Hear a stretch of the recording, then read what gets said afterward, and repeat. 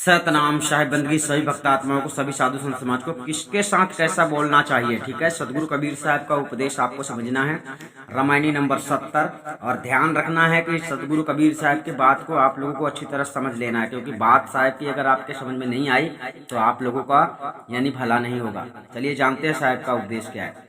बोलना कासो बोले रे भाई, बोलना कासो बोलिए रे भाई, बोलत ही सब तत्व नसाई।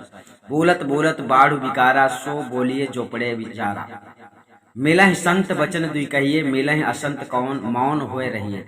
पंडित सो बोलिए हितकारी, मूर्ख सो रहिए झक मारे। कहाँ कबीर अर्ध घट डोले, पूरा होए विचार ले बोले। किसके साथ कैसा बोलना चाहिए। हे भाइयों, बोलने योग वचन किसके साथ कैसा बोलना चाहिए, इसका प्रथम विचार कर लेना चाहिए, क्योंकि जिस किसी के साथ बोलने से सब सार तत्व नष्ट हो जाए उससे नहीं बोलना चाहिए। अतः अनाधिकार व्यक्ति के साथ बातचीत करने से बढ़ई विकारा अर्थात बात में बात बढ़ जाती है और बात का सार तत्व नष्ट हो जाता है, साथ ही अपनी शक्ति का भी नाश हो जाता है। इतना ही नहीं किंतु दुर्जन की बातों से विकार अर्थात कटुता ही बढ़ती है। इसलिए बोलना उससे चाहिए जो विचार करे अर्थात विचारशील व्यक्ति के साथ बातचीत करना चाहिए। यदि संत जन मिल जाएं तो उनके साथ आत्मा अनात्मा तथा आत्मा परमात्मा के विषय में दो बात अवश्य कहना चाहिए। अर्थात सज्जन पुरुष मिले तो उनको जड़ चेतन तथा आत्मा परमात्मा के विषय में उपदेश देना चाहिए, और यदि असंत असज्जन मिल जाए तो वहां मौन होकर रहना चाहिए अर्थात दुर्जन को उपदेश नहीं देना चाहिए। ठीक है, साहिब का उपदेश ऐसा है।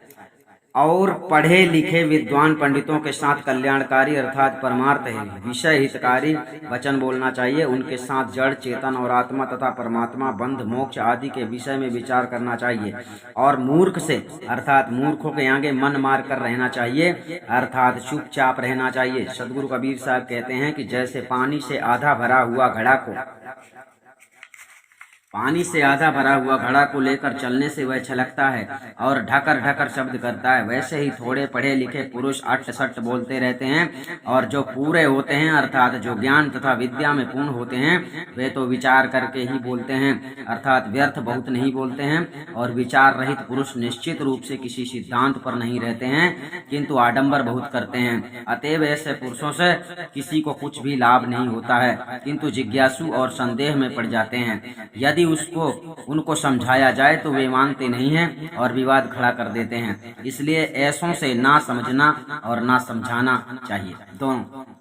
सदगुरु कबीर साहब ने यहाँ पर क्या बताया है कि आप लोगों को कैसे किससे बोलना चाहिए या नहीं बोलना चाहिए। जो आपका अगर प्रेमी है, परमात्मा का प्रेमी है, अगर सच्चा जिज्ञासु है तो उससे दो बातें करनी चाहिए। लेकिन अगर आपको लगता है कि ये व्यर्थ है, जैसे कोई कबीर पंथी नहीं है, कबीर साहब को नहीं मानता, कबीर साहब के ज्ञान को नहीं समझता है, तो उसे जबरदस्ती किसी प्रकार की शिक्षा देना आप लोगों का समय नष्ट करना ही माना जाता है। लेकिन इस संसार में होता वही है कि लोग भीड़ इकट्ठा कर रहे हैं, कबीर पंथी बना रहे एक दूसरे को। कबीर पंथी होना सरल नहीं है। इसलिए कबीर साहब के संदेश को समझने के लिए इस चैनल को तुम्हें सब्सक्राइब कर लेना है। साहिब की वाणी को हर बात अच्छी तरह समझते जाना है, तब आपको पता चल जाएगा साहिब की भक्ति कैसी है कैसी नहीं है। सतनाम साहिब बंदगी, हम आपको फिर मिलेंगे।